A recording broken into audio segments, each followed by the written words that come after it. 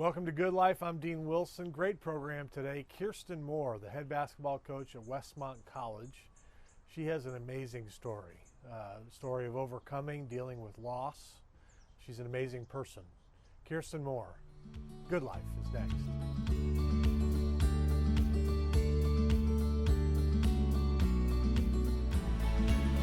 Welcome to Good Life. I'm Dean Wilson. I'm so glad you joined us today.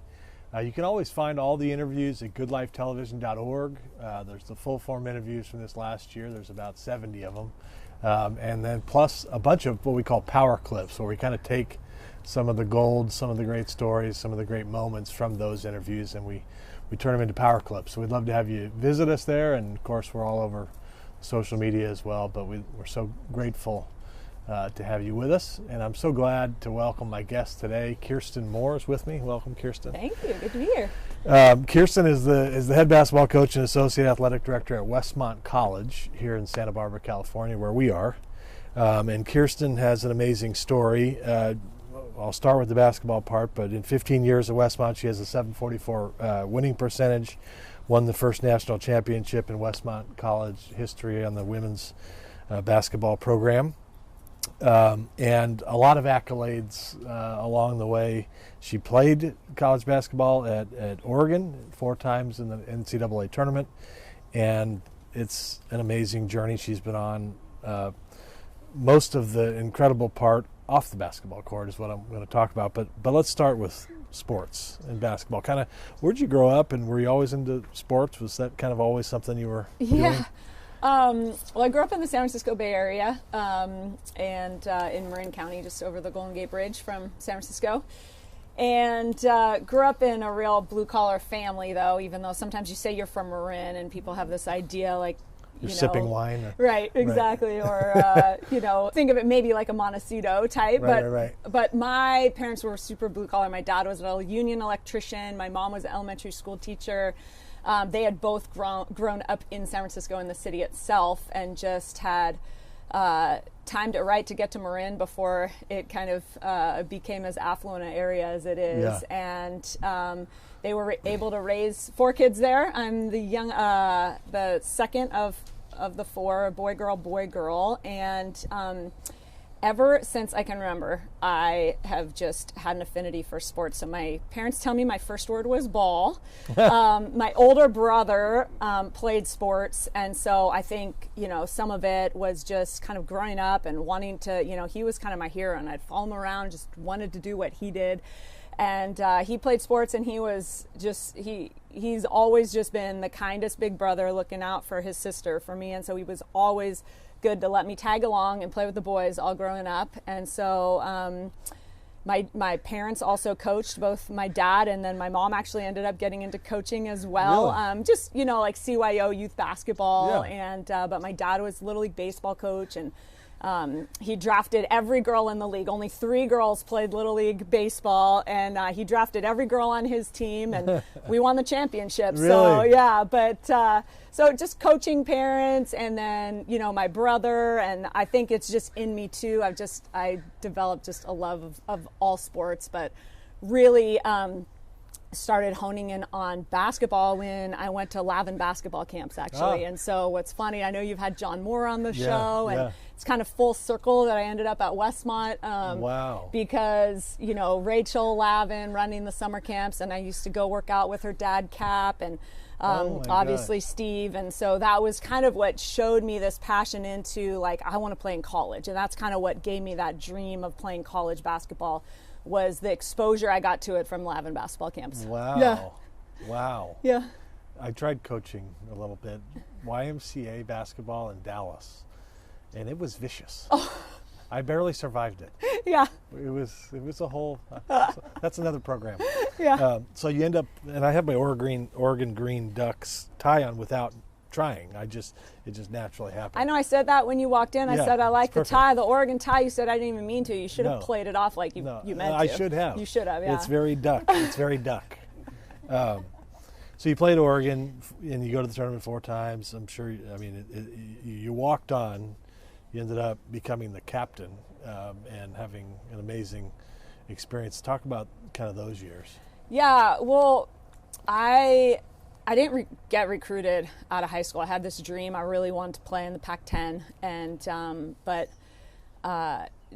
didn't really have the opportunity to get seen.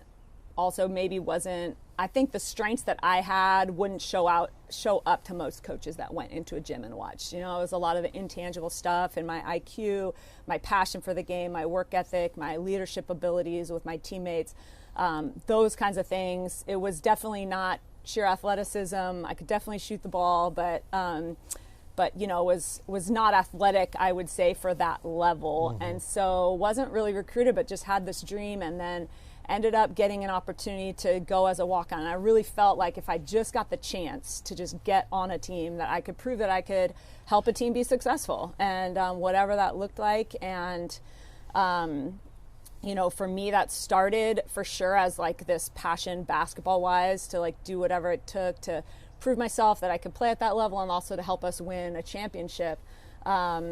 I went there in just the second year of a new coach's kind of tenure at Oregon, and they had not traditionally been very good. And so it was really, I think, transformational for me to be a part of seeing a program grow over time. From when I first went, I think we're averaging about 1,000 fans a game, and by the time I left, we were averaging over 6,000 fans a game. Wow! And had won, and this was, I stayed there and coached for 3 years after, right. So kind of those 7 consecutive years. By the end, we had won back-to-back Pac-10 championships and dethroned Stanford, which was like a huge deal because they were winning, you know, going to Final Fours consistently in right. those days, and so. Yeah, I think I learned a lot through that process of just seeing kind of that the program develop and being a part of that. I was never the star player or anything like that, but I think that those kind of intangible things that I said did help our team, and that's one of the reasons why, you know, my teammates voted me as captain, and then my head coach asked me to join our staff as a coach after that. So great. Yeah. Yeah, it is hard in a workout to show all those intangible things you're talking about.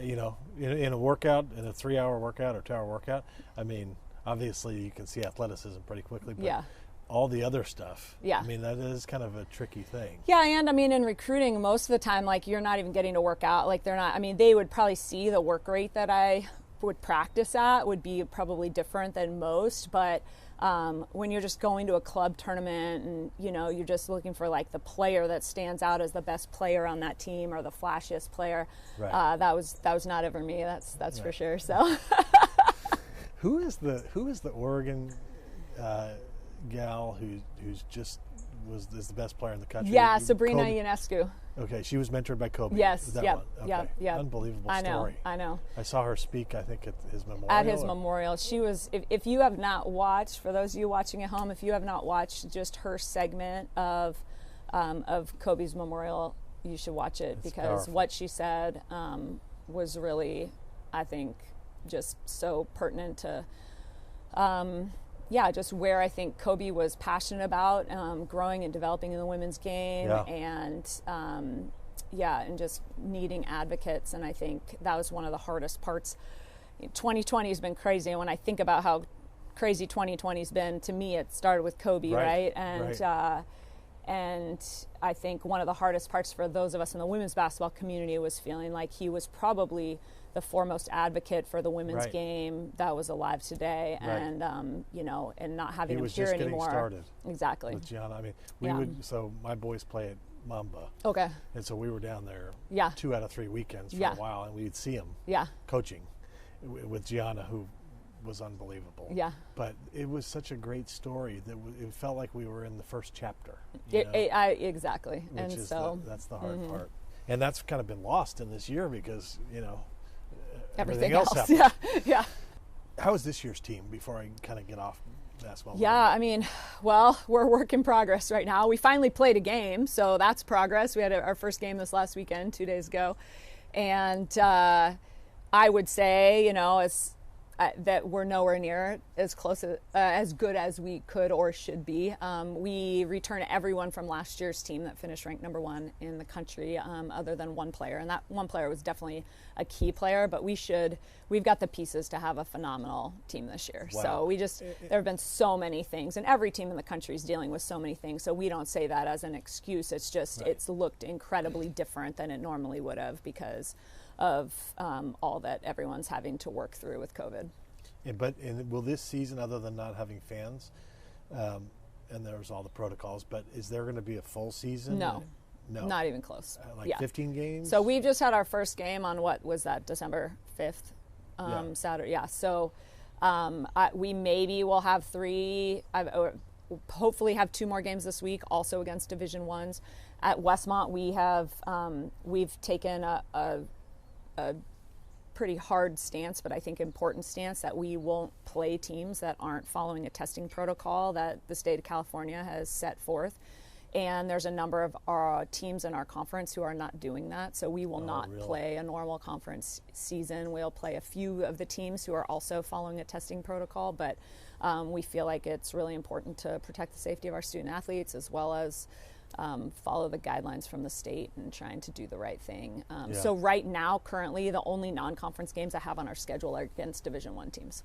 Wow. Yeah. And then there will be a tournament, hopefully. There'll be a tournament. It's actually still up in the air whether they will test at that tournament, so it's pretty up in the air whether we will actually get the opportunity to play in that tournament. So really?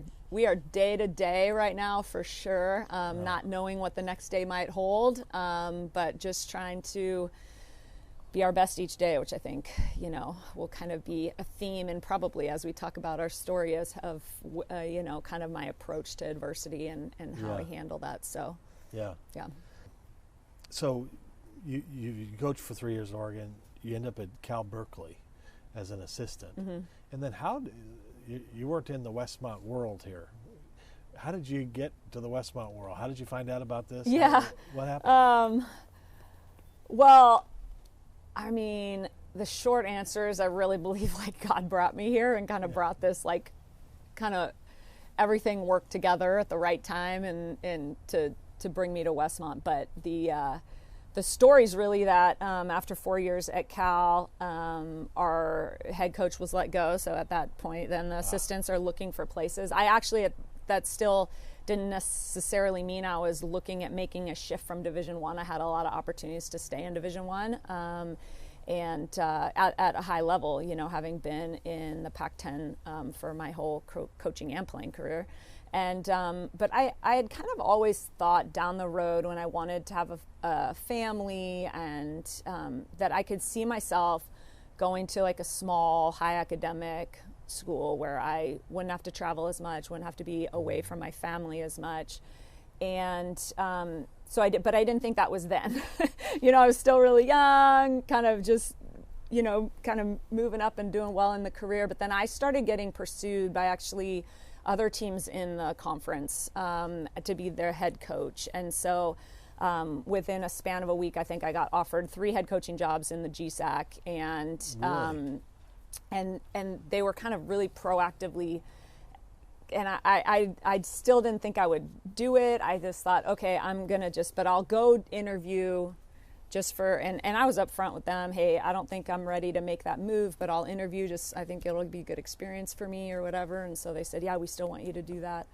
And so while I was at one of these opposing schools, I looked up the morning I was going, I looked up the job board to see what other new Division I postings there were. And there was one new post that day, and it was head women's basketball coach at Westmont College, and it said contact John Moore. And I thought, oh my gosh, that's so funny, John Moore, because I knew. So I pick up the phone and I said, hey John, it's Kirsten McKnight, that was my maiden name. He go, Kirsten, I haven't seen you in years, since Lavin Camp, and he said, what are you doing? And so actually I'm on this way to this other school to interview. He said, you better not say yes till you come visit me and Rachel. So I came and I stayed in his house with him and Rachel and went up and checked out campus. They didn't even have an interview committee ready at Westmont yet for that step in the process. But he just didn't want me to say yes to these others before I at least checked it out, And so they got me a quick, super short couple minutes with the provost, because it was just a spur of the moment, drive by on the way. That's how it started. And kind of, long story short, here I am, 16 years later now. Yeah. Well, we can't lose you. Dave Odell does tell me the phone rings a lot about you. So, stick around if you can. I've continued to choose Westmont. It's been an amazing place. So let's talk about May 9th, 2012. So your husband, Alex, who you met at Westmont, was dealing with Crohn's disease, and he had a surgery. Mm-hmm. And then, so my understanding is he has the surgery. He's okay. He sends you home to sleep, or you're in LA. He sends you wherever you were going to sleep. Yeah. What happened? I was actually staying with the head coach at UCLA, Corey Close. Most Santa Barbara people know her from her time here, and so she's a good friend and was amazing through this whole thing. But yeah, we were staying because he was having the surgery at Cedars-Sinai, so it was right there near where she lives, and so she was letting me stay with her. And I was at the time, 7.5 months pregnant, and we were expecting our first kid. And he came out of surgery fine, spent the day with him, but then, end of the day comes and he's like, go home, get a good night's sleep. I was exhausted. He was like, I'm fine. And at about 4 a.m, I was asleep, and I'd set my alarm to get up at 5 anyway to be there for the doctor's rounds. They make the rounds like super early. I wanted to be there the next morning, but I was asleep, and I kind of just felt like my phone kept lighting up. It was on silent other than the alarm, but it just kept like there was a light, and I'm like, what's going on? I'm disoriented, it's like the middle of the night. And finally, it wakes me up enough to look at my phone, and there's bunch of missed calls from the unknown numbers, and then 2 voicemails. So listen to the first voicemail, and it's the surgeon. He says, Kirsten, it's Dr. Fleschner, and I need you to call me right away. Your husband's he's in trouble. He's actually coding right now, and I just need you to call me, and then hang up. So that's the first message, and then I'm just going oh my gosh, what's the second message, and I listen to the second message, and it's the same surgeon. He just says, Kirsten, I'm sorry, but I can't believe I'm making this call, because I've actually not had to do this after a surgery like this before, but your husband didn't make it. So he had a pulmonary embolism, a blood clot. We don't really know still from where. In the autopsy afterwards, they found a lot of blood clots in his body, whether it was from the medication or Crohn's disease. They don't really know, but he'd had and just like that, I was all of a sudden a widow, and 7.5 months pregnant, on the floor of Corey's bedroom, just trying to breathe, and kind of definitely in shock. Nothing really can prepare you for a moment like that, I mean, this wasn't on the radar at all. No, I didn't. We had been doing long distance marriage for 4 years, and we didn't even have I didn't have his passwords to his bank accounts that were still in Missouri, and it was not on the radar at all. Yeah. So you come home back to Santa Barbara, and what are the early days like for experiencing that kind of loss? How'd you get through? Yeah. Well, I can tell you, the only way I've been able to describe it to people, when that phone, when I'm listening to those voicemails, is it felt like darkness just went and just got dark and quiet and heavy, you're just trying to breathe, literally thinking, breathe. I'm on the floor, and I'm beating my fist in the mat. There was a mattress on the floor, and I'm just there's no way. And then I just kept saying I gotta just breathe and take care of the baby. I gotta breathe and take care of the baby, but it wasn't long. Corey was there, and she was amazing by my side, but she immediately called my best friends from here, who got in a car, this is 4:30 in the morning, and drove down to LA. And before I knew it, a bunch of people from our AD and other coaches and kinesiology faculty are there with me, in Corey's house, and spent the whole day there as I was trying to navigate all the decisions that have to be made in a moment like that. And before that, there's nothing you can say, but just the fact that they were just there, Right. and I just wasn't by myself. And before they left, it was kind of like the end of the day, and before they left to drive back up to Santa Barbara, they just said, hey, can we pray for you? And so kind of everybody in the living room got around, and I don't honestly remember anything that they prayed, but while they were praying, I just felt kind of like this phrase, like over and over in my head and my heart was saying, like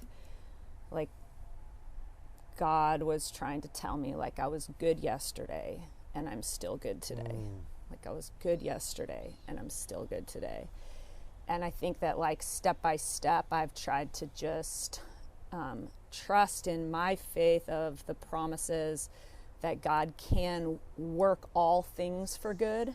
And so many times people take that kind of cliche biblical quote out of context, like, oh, well, if you believe in God, good things are going to happen. I don't think that's actually like in scripture, but there is a promise that God can work all things, even the bad things, even the horrific, awful things, can work those together for good. And I think the ways that I've seen that happen in the 8 years since, I don't think I'll ever get to a point where I say, oh yeah, I'd choose that. Sometimes you hear, people say, like, oh, I'm so glad I got cancer because here's what I learned. Like, I mean, just being honest, like, I don't think I'm going to get to the point where I say I'm glad that happened because of this. At the same time, I can see a lot of good that has been worked through the situation, including the way that this community in Santa Barbara on so many different levels, like whether it was, my team at the time, my coaching staff, like kind of that inner circle, my friends, my church, the Westmont community, the Santa Barbara community as a whole. It was really extraordinary the way that people came around me and my daughter. And when I share my story and I talk about my story, honestly, like, that's when I get the most choked up and still have the most emotion, is just thinking about the gratitude I have for the people that walked with me through the darkness. I told you it just felt dark. But I wasn't alone, and people came out of the woodworks and they helped when I didn't even ask for help, and they were there, every step of the way. And I think that I share, and in fact I saw, as I was getting ready for this, I just pulled up your guys' website, and I think there was like a little snippet, and I think you'll resonate with what I'm about to say. But, one of my favorite kids' books I would read to Alexis was, Going on a Bear Hunt. Do you know this book? Going on a bear hunt, I'm going to get a big one. Right. And then it's like, a swamp. You can't go over it. Right. You can't go under it. You've got to go through it. Right. And I just think with hard things, sometimes, like, we have to go through. Like, the only way is through. The only way out is through. But I think that to know that you're not alone as you're walking through can help us, take steps as we get there, And Alexis is her name. Yeah. She's 8. She is 8 now, yeah. In How's she third doing? grade. She's thriving. I'm so grateful. So grateful, yeah. Yeah. So that happens. 7 weeks later, Alexis is born. And then a lot of people, would have taken a sabbatical, and you decided to coach. And you, the end of the story is you win a national championship. And at one point, I mean, there's an article, by the way, if you're watching this, there's an article by Bill Plaschke of the Los Angeles Times, which is incredible. Google it.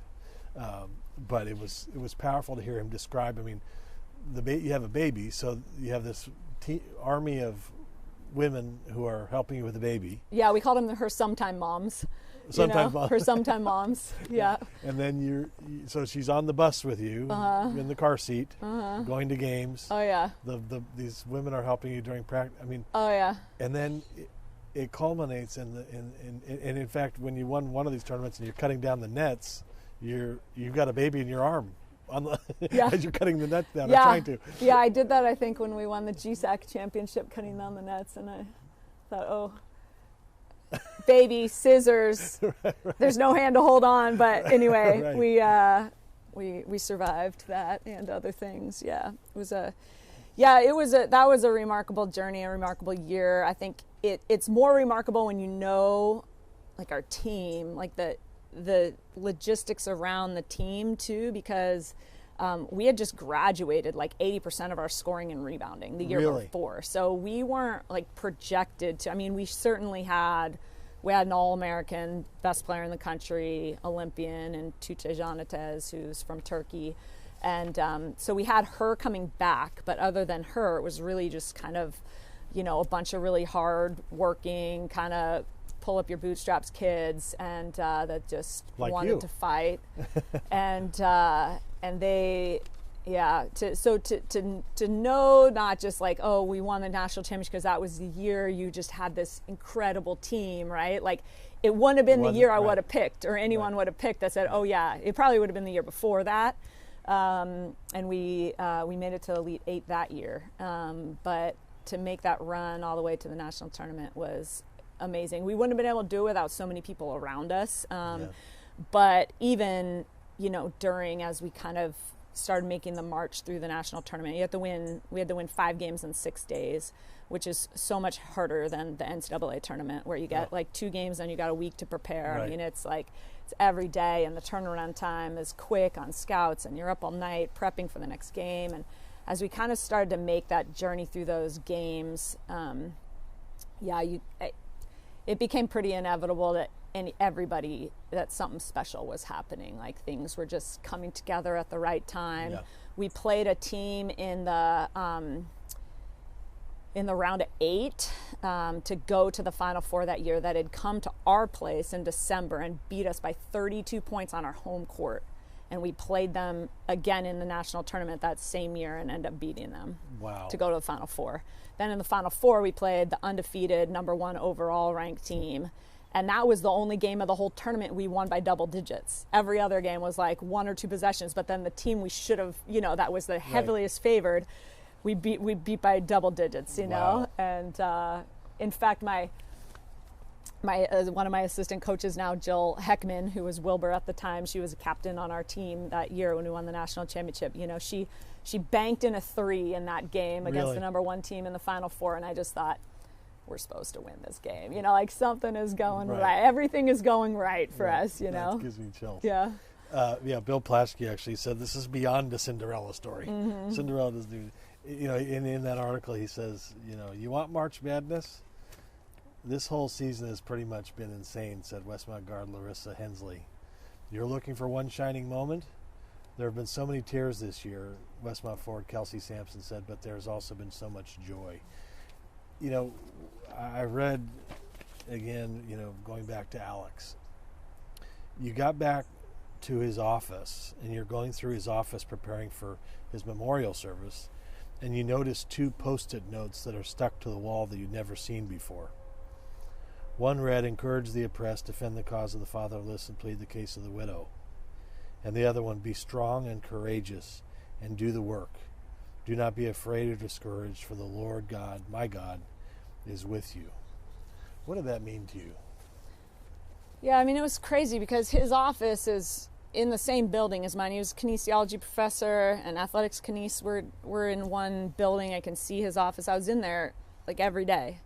And he was a cyclist, a competitive cyclist, and so he had some posters up of some cycling posters. And I went in there that day to try to find this picture for the memorial service, and I see these Post-its that I'd never seen there before. And again, it's kind of weird, right? Because it's not like we're expecting.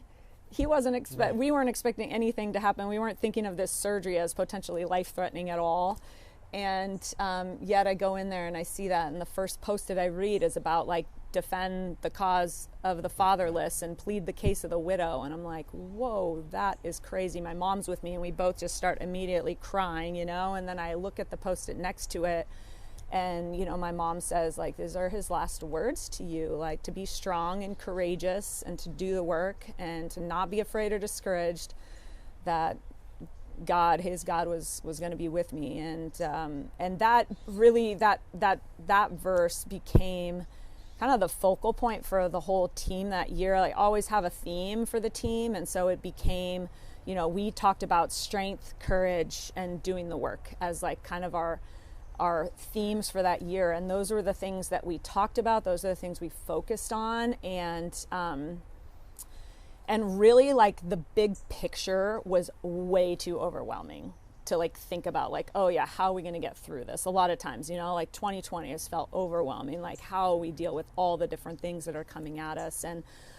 one of the phrases I've always kind of said to my team more than any other, even before all this kind of stuff happened, was I would always say, the little things make the big things happen. I just think it's like a really important philosophy in basketball, but also in life, right? Like this paying attention to detail, like the little things make the big things happen. And so I've just found in like situations where I feel overwhelmed and it just seems kind of too big, that like if you can just narrow it down to what can I do right now to try to be my best, to maximize my opportunities, my potential, my skill set, and be the best I can be right now. And then, you know, for us that year, it became like, how do we just be our best today? We didn't even, you know, most every year teams do goal setting. We didn't even set a goal to win a championship. It was like our goal we set was like compete each day, like just be our best each day. And then it was like, if we can string together enough of those best days, then I really believe like you have the potential to overcome and do things that you might, you know, not think you're really capable of doing. Wow. One of my favorite quotes I'll just share because I think it's so great is actually, I didn't know this quote at the time, he hadn't said it yet. Dick Bennett, Virginia men's basketball, they lost in the first round of the NCAA tournament. They were the first number 1 seed to lose to a 16 seed. This is a few years back. And he said in that press conference afterwards, he said, I believe that adversity, when used correctly, can buy you a ticket to a place you never would have gone otherwise. And the next year they come back and they end up winning the national championship, right? And so I just think, you know, obviously we weren't thinking like, hey, yeah, this is awesome, bring on the adversity, right? But I think that when we're in it, if we can approach it, like if we can learn to respond correctly to it and see it as this like crucible opportunity to like be refined and to grow and to be stretched in ways, to be creative in ways you might not have had to be creative before, that it can buy you a ticket to a place you maybe never would have even gone otherwise, you know? Powerful. So wow. That's my mom's favorite verse. Romans 8:28. All things work together for good. And when you go through something like this, you're really thinking about all things? Yeah. Are you sure? Yeah. It's not really feeling like that right now. Right, This isn't feeling so good. It's an amazing story, Kirsten. It's powerful. I think somebody should make a movie out of this, actually. Like you know? There's been a decent amount of interest in that. Is there really? Books, yeah. So we'll see if I can, you know, not a lot of margin in my life right now to try to, but I think it's a great idea. It could happen down the road here. Like, did you see McFarlane? Remember that movie, McFarlane? Yeah. I can see I can see that. Yeah. Be strong and courageous. I think that's a great word for people who are experiencing loss, like you have. But it's powerful what's happened, and lots of lives have been touched. And you know, you've been Coach of the Year. You won a national championship. The favorite awards that you've gotten, and for me, is the Pat Summitt Most Courageous Award. Yeah, for sure. I thought, that's perfect. Yeah. So, thanks for coming. Absolutely. Thanks for sharing your story. And great to be here. Yeah, we appreciate it. All right. We'll see you next time.